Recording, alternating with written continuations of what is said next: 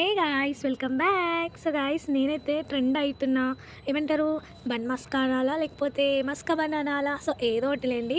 So నేను ఎప్పటి నుంచో హాస్టల్లో ఉన్నప్పుడే ఇంటికి చేయాలి చేయాలి అనుకున్నా.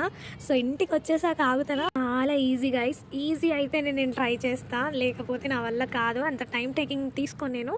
సో నేను ఓన్లీ 2 ఇంగ్రీడియంట్స్తోనే చేసాను. దీనికి చాలా వేస్ ఉన్నాయి యాక్చువల్లీ. సో నేను బటర్ ప్లస్ మిల్క్ పౌడర్తో చేసా గాయ్స్, చాలా బాగుంది.